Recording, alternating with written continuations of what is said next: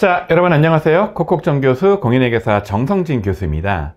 우리가 이제 제일 처음 회계 입문 1번 강의에서 회계가 무엇인가 라는 개념부터 시작을 해서 바로 지난번 강의에서는 재무상태표와 손익계산서의 구체적인 그 내역과 작성 원칙, 그리고 5가지의 재무제표 종류를 알아봤죠. 자, 이번 시간부터는 보시는 것처럼 구체적인 재무제표 중요한 것 2가지, 재무상태표와 손익계산서의 그 알맹이들, 다른 말로 계정 과목들을 좀 구체적으로 알아보도록 할게요. 좀 양이 많기 때문에 여러 번의 강의에 나누어 설명을 드릴 거고, 그 첫 번째 계정 과목으로 바로 유동자산부터 알아보도록 하겠습니다. 자, 구체적인 유동자산의 알맹이 계정 과목을 보기 전에 계정 과목이 뭐냐라는 것부터 한번 공부를 해 볼게요. 제가 앞전 어디 강의에서 한번 설명했던 내용들인데 다시 한번 복습입니다. 자, 계정 과목이란 게 뭐냐? 보시는 것처럼 자산, 부채, 자본, 수익, 비용, 이 변동 기록들을 위해서 회계 단위에 부여하는 구체적인 명칭이에요. 그래서 이제 내가 현금을 받으면 계정 과목을 현금이라는 계정 과목을 씁니다. 내가 예금을 들면 보통 예금이라는 계정 과목을 쓰고요. 내가 토지를 사면 토지예요. 건물을 사면 건물이에요. 그런데 컴퓨터나 복사기를 사면 이름을 비품이라고 정해요. 그래서 이 명칭 선정에는 원칙적으로는 아무 그 기준이 없고요. 그냥 적절한 명칭을 선택하면 되는 거예요.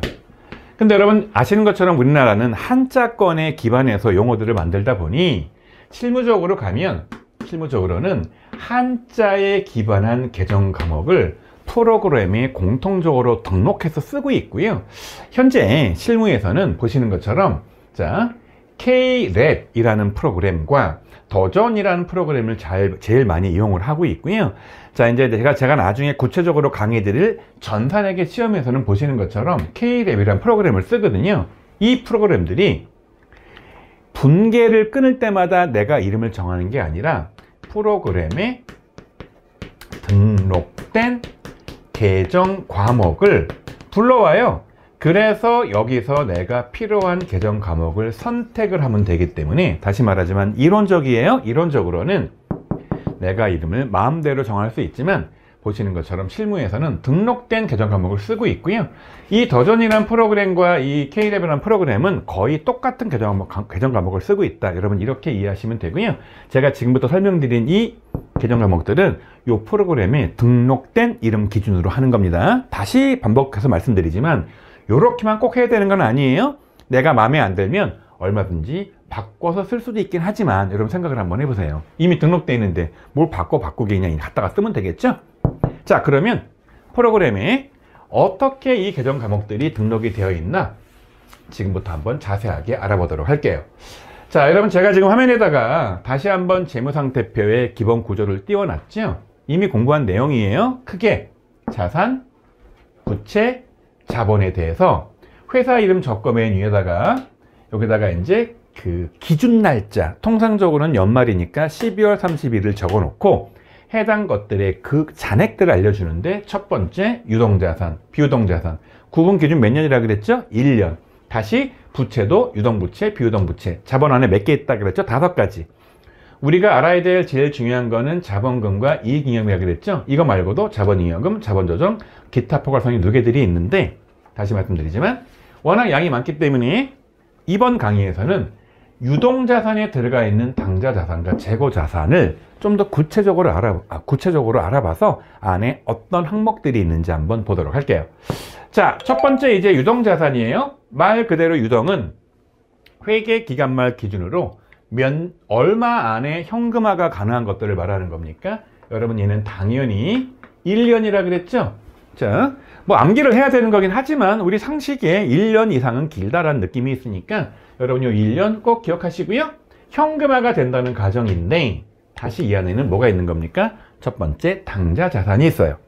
여러분 여기 나와 있는 당자라는 단어가 제가 뭐라 그랬습니까? 바로 돈과 관련된 항목들이라고 그랬죠. 그래서 특별히 당좌자산은 돈과 관련된 거니까 지금 당장은 돈이 아니에요. 그런데 곧장이 몇 개월입니까? 수개월 이내 현금화가 될 만한 것들을 당좌 자산이라고 불러요. 그래서 여러분 첫 번째 현금이 있어요. 현금은 설명할 게 없잖아요. 그냥 금고에 있는 5만원권, 만원권, 5천원권 또는 500원권 같은 동전을 말하는 겁니다. 지폐나 동전이나 또 하나 참고할 게 자기압 수표예요. 여러분 자기압 수표는 통상적으로 10만원권이 가장 많이 유통이 되어 있어요. 현재는 여러분 다 아시는 것처럼 돈이 5만원권이 최고액이잖아요. 아직은 10만원권이 없지 않습니까? 그래서 10만원권은 없으니까 어떻게 하는 거냐, 은행 가서 10만원짜리 자기압 수표를 주세요 라고 하면 이렇게 딱 그 이쁘게 인쇄돼서 밑에 은행 이름 적혀 있고 지점장 이름 적혀 있는 10만원권을 주면 이거 들고 와서 어떻게 합니까? 마음대로 현금처럼 쓰는 거예요. 현금처럼. 다만 물건 파는 분들이 뭘 요구합니까?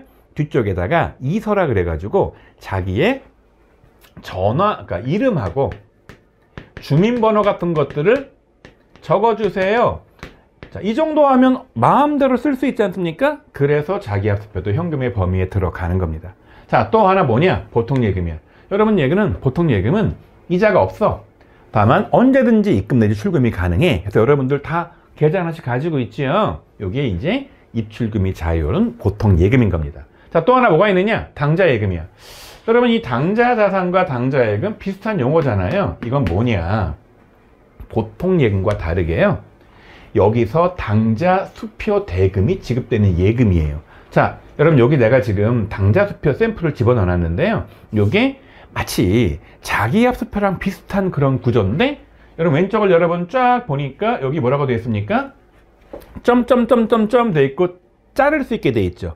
이렇게 되어 있는 10장짜리 또는 20장짜리 한 권의 책 이렇게 묶음이 있어. 얘를 딱 받아 가지고 오는 거예요. 그래서 내가 여기다 쓰는 거야. 금 얼마, 날짜 얼마, 발행하는 내 이름 이렇게 써서 얘를 잘라서 요 안에는 요 해당하는 요 수표를 들고 와서 딱 주면 상대방은 이 수표를 들고 와서 은행에다 제시를 딱 하잖아요. 그럼 돈을 딱 주는 구조예요. 자, 무슨 말이냐? 여기 당좌 수표의 발행자가 있는 거예요. 여기 중간에 은행이 있어요. 근데 나한테 누군가 물건을 판매하는 거래 상대방이 있는 거예요. 그럼 여기서 이렇게 물건을 주는 거죠. 그럼 난 이렇게 당좌 수표를 발행해서, 여러분 당좌 수표를 발행한단 말이에요. 내가 그 숫자를 적어서 주는 거잖아요. 그럼 이 거래 상대방이 이걸 들고 우리 은행에 가서 제시를 하는 거죠. 그럼 여기서 뭐 하는 거냐? 돈을 지급을 하는 겁니다. 이 설명을 하면 많은 분들이 뭐라 이 짓을 하지? 그냥 인터넷 뱅킹 하면 되는데 라는 말을 하는데요. 지금이야 여러분 워낙 IT가 발전해서 인터넷 뱅킹이 활성화되어 있지만 과거에는 인터넷 뱅킹이 안 됐단 말이에요. 그래서 그때는 이런 식으로 이 수표를 발행해서 주면 이걸 들고 가서 부산에서 발행해주면 들고 서울 사람이면 서울 가서 제시해도 돈을 주는 이런 구조로 갔다는 거예요. 근데 만약에 제시했는데 이 은행에서 돈을 못 준다? 무슨 말이냐면 당좌 예금에 잔액이 없는 거예요. 그럼 못 주잖아요. 이게 이제 수표가 부도가 났다 그런 표현을 쓰는 건데, 여러분들 이 회계 입문 단계에서는 자세한 내용 알 거 없고요. 나중에 전산회계 2급이나 그런 데 가면 또 대학의 회계 원리에서 설명을 다 해주니까 여기서는 그냥 아하, 이러한 수표를 발행하기 위해서 보시는 것처럼 대금이 지급되는 계좌가 필요하구나. 그래서 일반적인 보통 예금과 달리 이 당좌 예금은 수표를 발행하기 위해서 잔고를 갖고 있는 계좌구나. 여러분 정도만 알면 충분한 그런 내용이에요. 자, 이제 세 가지를 봤죠. 자, 추가지로 좀 더 보도록 할게요. 바로 외상 매출금과 받으러옴이에요. 우리가 이미 공부한 것처럼 물건을 팔 때는 여러분 반드시 현금만 받고 파는 겁니까? 외상으로도 거래를 합니까? 그래서 외상 매출금은요, 상품이나 제품을 외상으로 판매하면서 받지 못한 구두상의 외상이다. 말로 하는 외상이에요. 여러분 그래서 자, 물건을 팔면 차변에 외상 매출금이 생기고요. 돈 못 받았으니까 이렇게 분기를 끊고요. 대변에 이렇게 상품 매출 또는 제품 매출을 잡아요. 그럼 얘는 손익계산서로 가고 얘는 당좌 자산으로 가서, 다시 말하지만 여러분 얘는 1년 이후에 현금화가 되는 거예요. 당좌 돈과 관련된 거니까 수개월 이내에 현금화가 예상되는 겁니까? 보시는 것처럼 수개월 이내에 현금화가 예상되는 거를 외상 매출금이라고 부르는 거예요. 근데 다시 말하면 얘는 그냥 외상이야, 말로 외상이야. 그런데 받을 어음은, 자, 뭘 받은 겁니까? 어음을 받은 거야. 그래서 똑같아요. 상품이나 제품을 외상으로 판매하면서 받지 못한 돈인데 얘는 구두상이 아니라 어음을 수령한 외상 대금이라는 거예요. 여러분, 그래서 이게 약속어음의 샘플이에요. 자, 잘 보세요. 얼마입니까? 200만 원을 땡땡 주식회사 귀하한테 주는 건데 발행일은 날짜 써있죠? 저기 지급일 써있죠. 그래서 예를 들어서 8월 14일에 발행을 이 지금 회사가 한 거예요. 그래 놓고 이게 언제냐? 9월 30일이 되면 이게 만기예요. 그러면 이 어음을 갖고 있는 사람은 일단 갖고만 있어. 그러다가 언제 가는 겁니까? 9월 31일에. 그래서 여기에서 발행하는 회사가 있는 거고요. 여기에 이제 거래 상대가 있는 거고요. 여기 이제 은행이 있어서 좀 전에 나와 있는 그 어음과 유사한, 그 수표랑 유사한 구조예요. 이렇게 발행을 하는 겁니다. 당연히 여기서 이제 물건을 매출을 했겠죠. 매출을. 그럼 나중에 갖고 있다가 요 거래 상대방한테 상대방이 은행에 가는 거죠. 그래서 보시는 것처럼 얘는 발행 일자가 8월 14일이고요. 이제 은행에 가서 제시를 하는 겁니다. 자, 만기가 언제라고요? 9월 30일. 9월 30일에 제시를 하겠죠. 그러면 은행은 이렇게 돈을 지급을 하는 거죠. 그럼 당연히 발행회사는 은행에다가 미리 뭐 하는 겁니까? 미리 이 날짜 되기 전에 예치를 해둬야겠죠. 여러분, 이런 식으로 돌아가는 거예요. 그래서 아까 봤던 당좌예금 계좌에서 빠져나가게 돼 있기 때문에, 자, 다시 말하지만 언제까지는 돈을 못 받은 겁니까? 만기까지는. 현재 발행 상태에서 갖고 있는 거죠. 자, 수개월 내에 현금화가 될 거죠. 외상매출금과 똑같아요. 그러나 다시 말하지만 외상매출금은 그냥 구두상 외상이고요. 얘는 어음받고 외상이죠. 질문 들어볼게요. 기왕 외상으로 파는 거, 외상매출금 외상이 좋겠어요? 받으러옴 외상이 좋겠어요? 당연히 기왕 외상이라면, 자, 받으러옴 외상을 하는 게 그나마 낫다는 거예요. 이 증서가 있기 때문에. 자, 그런 구조죠. 여러분, 이거를 뭐라고 부르는 거냐? 이렇게 외상매출금과 받으러옴을 못 받은 돈이잖아요.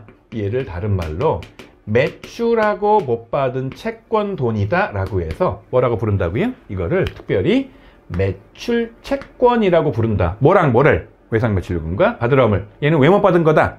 자, 내가 상거래, 상품이나 제품을 팔면서 못 받은 거다. 그래서 얘는 다시 말하지만 이걸 흔히 상거래라고 표현을 해요.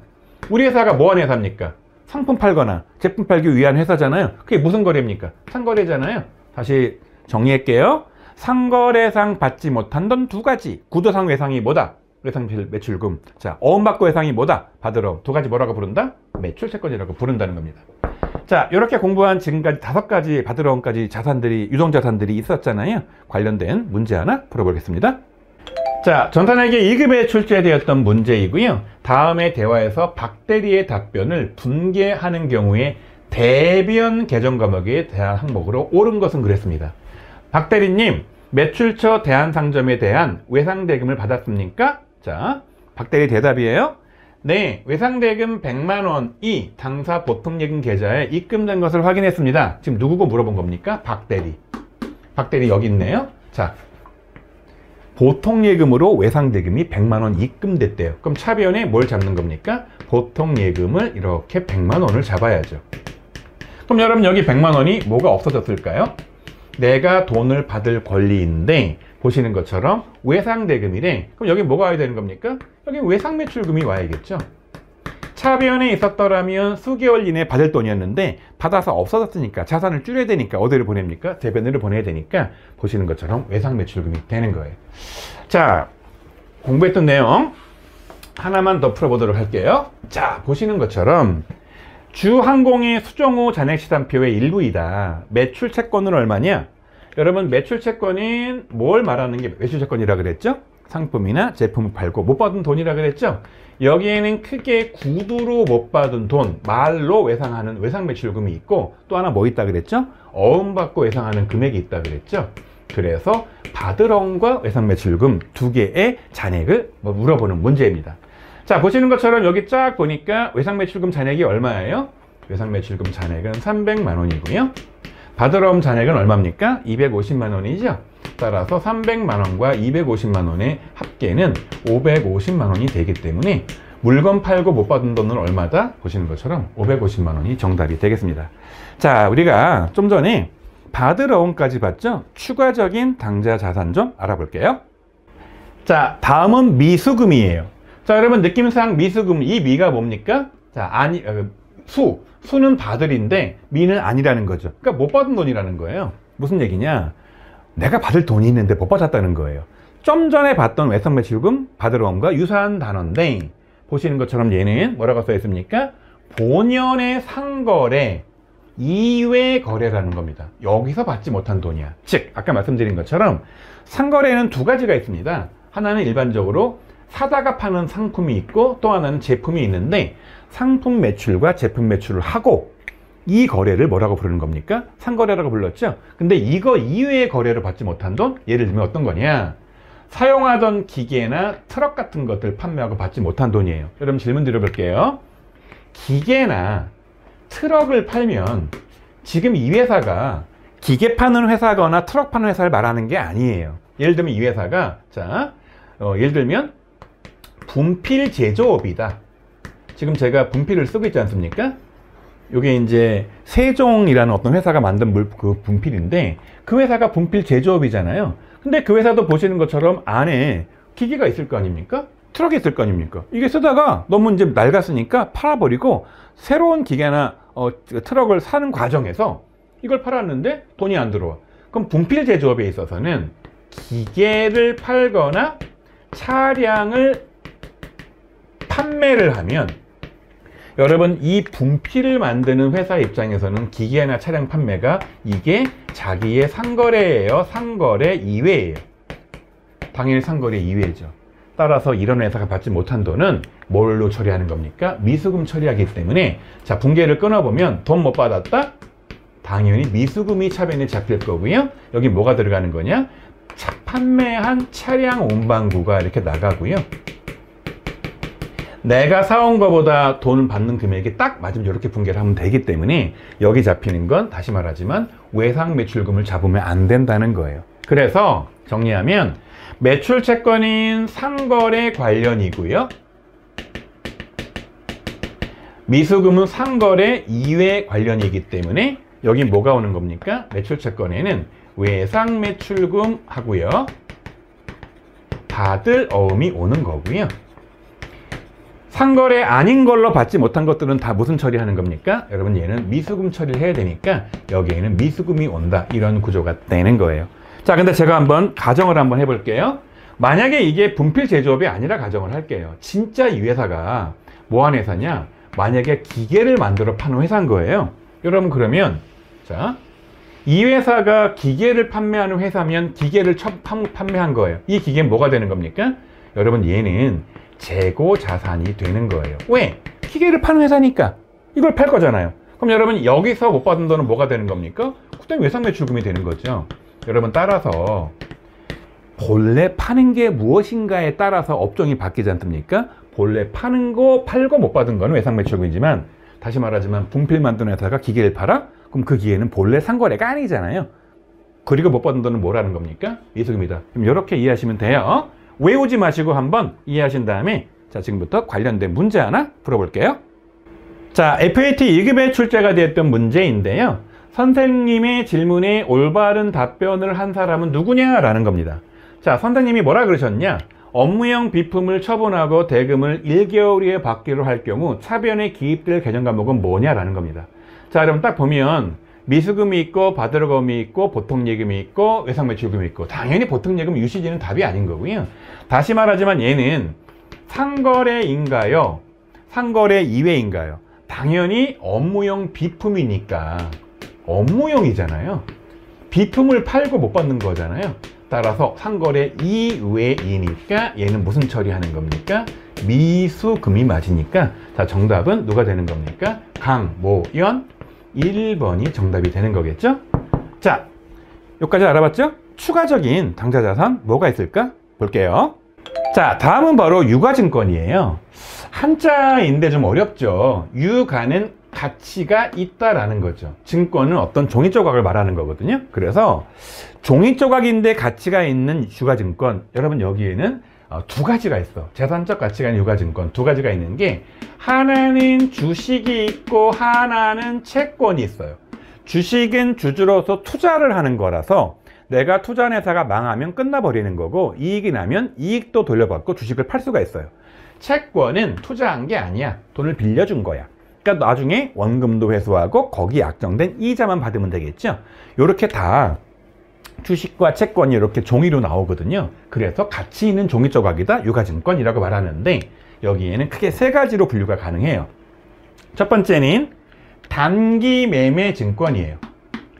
여러분, 이 말의 의미는 이 증권 두 가지가 있다 그랬잖아요. 이거를 무슨 목적으로 갖고 있다는 겁니까? 단기에 뭐 하려고? 매매하려고. 자, 이 안에 뭐가 있는 거냐? 보시는 것처럼 1년 이내에 처분 목적이 있는 주식과 채권이에요. 여러분들 아직 학생이어서 잘 모를 수 있는데요, 주식은 주식거래시장에서, 채권은 채권거래시장에서 내가 원할 때 정해진 시간 내에 팔 수가 있어요.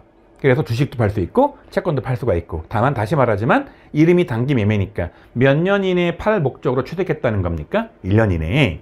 그런데 여긴 이름이 이렇게 돼 있네요. 매도 가능 증권. 자, 뭐 할 수 있다는 겁니까? 팔 수 있대. 여러분, 요건 살짝 암기를 해야 돼요. 얘는요, 1년 이후에 처분할 목적으로 취득한 주식과 채권을 말해요.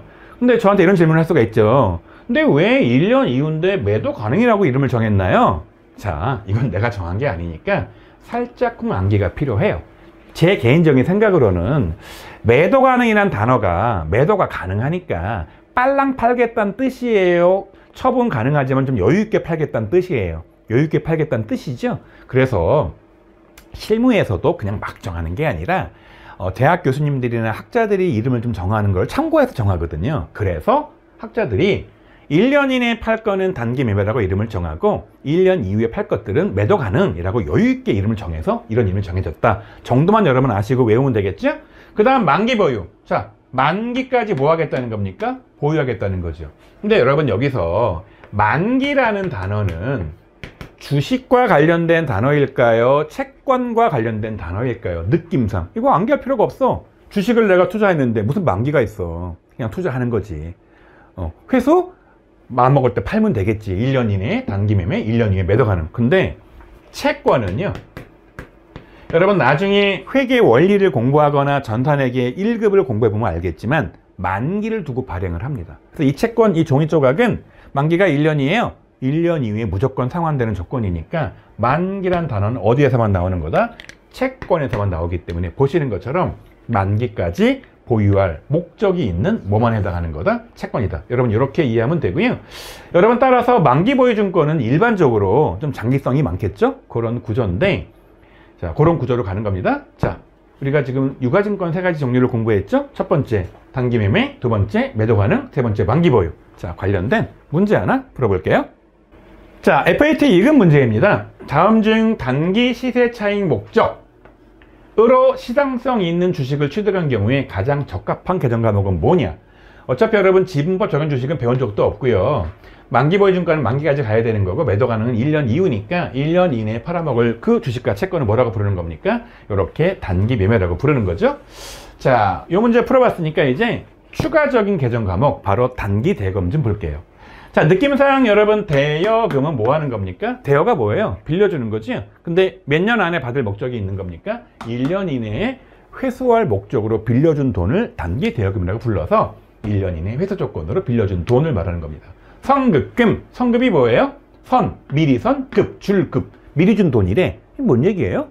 자, 보시는 것처럼 상품을 구매를 하던, 기계를 구입하던, 전세 계약을 해서 보증금을 주던, 자, 본격적으로 상품이 들어오기 전에, 기계가 들어오기 전에 미리 준 돈, 무슨 얘기입니까? 선금이나 계약금을 말하는 거예요. 전세계약은 보통 내가 줄 총 보증금의 10%를 미리 주거든요. 즉, 아직 나한테 물건이, 상품이 안 왔어, 기계가 안 왔어. 근데 계약금을 줘야 되거든요. 아직 내가 입주를 안 했어, 보증금, 그 계약금을 줘야 되거든요. 이렇게 미리 준 돈들을 뭐라고 부르는 겁니까? 선급금이라고 부르는 거예요. 원래는 선금도 있고 계약금도 있는데 싹 다 합쳐서, 자, 일반적으로 계정 과목을 통합할 수 있으니까 저렇게 이름 붙인 겁니다. 자, 그 다음에, 자, 문제 풀어볼게요. 한 공은 거래처에서 상품을 매입하기로 하고 계약금 10%를 보통 예금 계좌에서 이체한 거예요. 자, 이 거래에 대한 다음 분기에 차변의 적절한 계정 과목. 자, 돈을 미리 10만 원을 입금했죠. 대변이니까 자산이 줄어든 거죠. 미리 준 돈 뭐라고 불렀습니까? 미리 준 돈, 선급한 돈. 선급금이니까 정답은 3번이 되는 거예요. 자, 추가적인 당좌 자산을 알아볼게요. 자, 다음 공부할 내용은 바로 선급 비용이에요. 자, 보시는 것처럼 급은 줄급, 선은 미리 선. 미리 준 돈이라는 뜻이잖아요. 그래서 얘는 미리 지급한 비용이라는 거예요. 자, 무슨 얘기냐? 자, 예를 들어 설명을 한번 해볼게요. 여러분 다들 아는 것처럼 자동차 보험료는 1년치를 한꺼번에 미리 내거든요.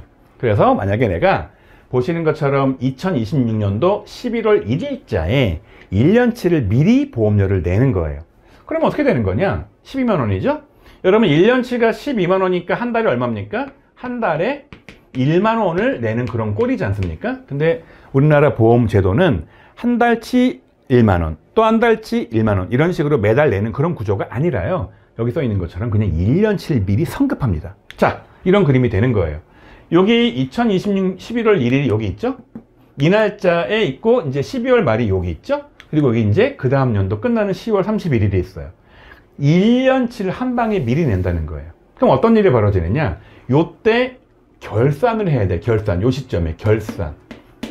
왜냐하면 모든 회사들은 12월 30일에 끝나니까 정산을 한번 해봐야 될 거 아닙니까? 그래서 요게 2달 나오겠죠? 11월달, 12월달. 자, 2달. 요때 몇 달 나옵니까? 10달 나오겠죠. 다시 말하지만 한 달치가 10,000원이니까. 요때치에 대한 비용을 계산하면 얼마입니까? 2달이니까 10,000원, 20,000원, 10달이니까 10만원 나오겠죠? 근데 기준은 언제라고요? 바로 요 시점이에요. 12월 30일자를 딱 끊어서 재무상태표를 딱 만들어야 되니까 보시는 것처럼 요 날짜 기준으로 2026년도에 해당하는 비용은 2만원이고 2027년도에 해당하는 금액은 자 10만원이 뭐가 되는 겁니까? 미리 지급한 비용이 되는 거죠. 여러분 그래서 자 정리하면 요때 해당하는 얼마만 비용을 잡으면 되는 겁니까? 요때 해당하는 2만원은 2026년도에 비용으로 넣는 게 맞고요. 자 2021년도에 해당한 돈을 미리 준 거잖아요. 여러분 이거는 보험회사 돈이에요? 10만원은 내 돈이에요? 이건 내 거니까 여러분 얘는 10만원은 자산을 잡는 게 맞는 겁니다. 그래서 분계를 끊어보면요 이렇게 되는 겁니다. 내가 10만원을 낼 때 10만원을 낸 돈 중에서 다시 말씀드리지만 자 비용으로 잡아야 될 금액은 2만원인 거고요.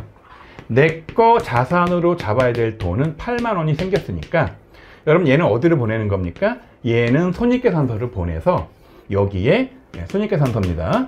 손익계산서를 보내서 여기에 보험료라는 이름으로 얼마를 비용 잡는 겁니까? 요렇게 2만원을 비용 잡아주고요.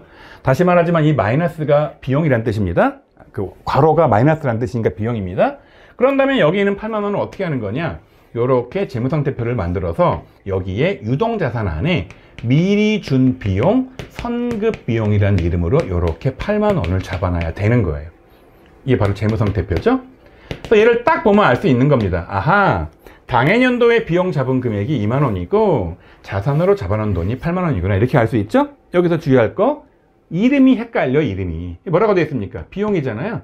그래서 모르는 사람들은 이 선급비용을 보는 순간 비용이네 여기로 가야 되는 거 아니냐 손익계산서에 이런 말을 하는데요. 다시 말하지만 용어에 헷갈리면 안 돼요.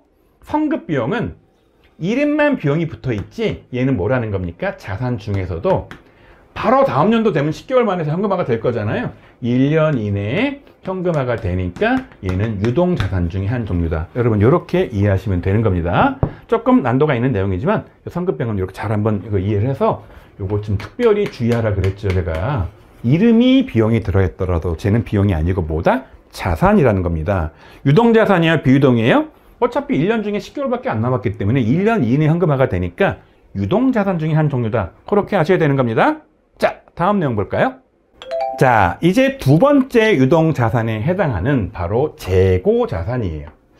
여러분 이것도 살짝 좀 어려운 한자이긴 한데 재고자산은 기본적으로 무슨 뜻이냐? 보시는 것처럼 무슨 목적이라고요? 판매 목적으로 창고에 갖고 있는 재산 그런 뜻이에요. 그래서 판매 목적으로 보유 중인 자산을 말합니다. 크게 세 가지가 있어요. 회계 입문 차원에서는 이 정도면 충분해. 첫 번째 바로 원재료예요. 여러분 다 아시는 것처럼 원재료는요, 자, 제품의 제조에 쓰일 원료인 거죠. 이 원재료 가지고 뭐 하는 겁니까? 보시는 것처럼, 자, 원료로, 이 원재료로 판매를 위해 만든 물품이에요.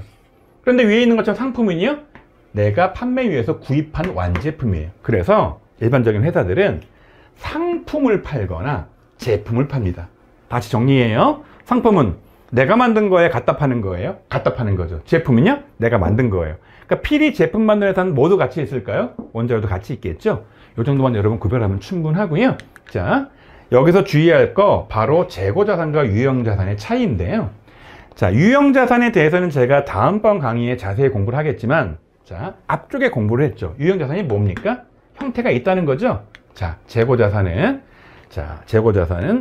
판매 목적이에요. 그런데 유형자산은 사용 목적이에요. 그래서 어떤 회사가 컴퓨터를 갖고 있는 거예요. 컴퓨터. 근데 이 회사가 뭐한 회사냐? 이 회사의 업종은, 자, 분필 제조업이에요. 그럼 분필 제조업에 있는 컴퓨터는 왜 가지고 있는 겁니까? 여러분, 얘는 무슨 목적이에요?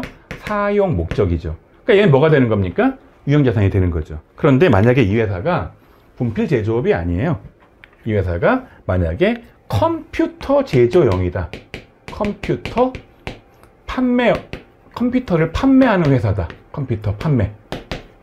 그럼 이 회사는 여러분 컴퓨터를 왜 가지고 있는 겁니까? 사용할 목적이에요? 판매 목적이에요? 이 회사는 판매 목적이죠. 그럼 이 컴퓨터는 뭐가 되는 겁니까? 재고자산이 되는 거죠. 다시 말씀드리지만 재고자산이냐 유형자산이냐는 컴퓨터니까 무조건 사용 목적이다. 그게 아닌 겁니다. 컴퓨터라 하더라도 판매 목적이 있는 거죠. 건설회사는 아파트 왜 가지고 있습니까? 판매 목적이죠. 근데 아파트 입주해서 물건 만드는 회사는 아파트가 이용 목적이잖아요. 똑같은 재화를 하더라도, 자, 판단해서 경우에 따라서는 유형, 경우에 따라서는 재고자산인 거죠. 자, 관련된 문제 하나 풀어볼게요. 자, 전산회계 1급에 출제되었던 문제이고요. 다음 자료에서 설명하는 자산은 그랬죠?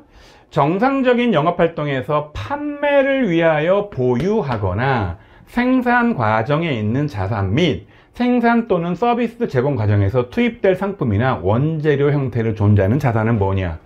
판매 목적으로 갖고 있는 자산 뭐라 그랬습니까? 당연히 재고자산이죠. 자, 이상 여러분 관련된 우리가 크게 뭘 공부했습니까? 유동자산 안에 돈과 관련된 수개월 내 현금화된 당좌자산과 지금 보시는 것처럼 재고자산을 공부했죠? 이상 공부한 내용 간단하게 정리 한번 해볼게요. 자, 오늘은 자산 중에서 유동자산만 알아봤죠? 자, 유동자산에 크게 뭐가 있었습니까? 첫 번째, 곧 현금화가 되는 당좌자산이 있었고요. 자, 수개월 또는 1년 안에 판매할 바로 재고자산이 있었지 않습니까? 당좌자산, 수개월 내에 현금화가 가능한 거 어떤 것들이 있었죠? 바로 첫 번째 현금, 보통예금, 당좌예금, 외상매출금과 받으러움 둘 다 외상으로 팔았지만 얘는 구두로 외상, 얘는 어음받고 외상, 미수금, 자, 그리고 단기매매증권, 단계대여금, 선급금, 선급병 같은 것들이 있었죠. 여기서 주의할 거 보시는 것처럼 매출채권에는 어떤 것들이 있는 거냐? 바로 상거래랑 관련된, 자, 뭐가 있었습니까? 두 가지, 외상 매출금 하고 바로 어음받고 외상하는 받을 어음이 있었고요. 상거래 이외에 관련된 거 바로 이게 미수금이라고 그랬었죠. 구별할 줄 아셔야 되는 거고요. 또 하나 주의할 게 선급비용에 비용자가 붙어 있지만 여러분 얘는 자산이에요. 자산. 그 중에 무슨 자산입니까? 당좌자산이라는 거.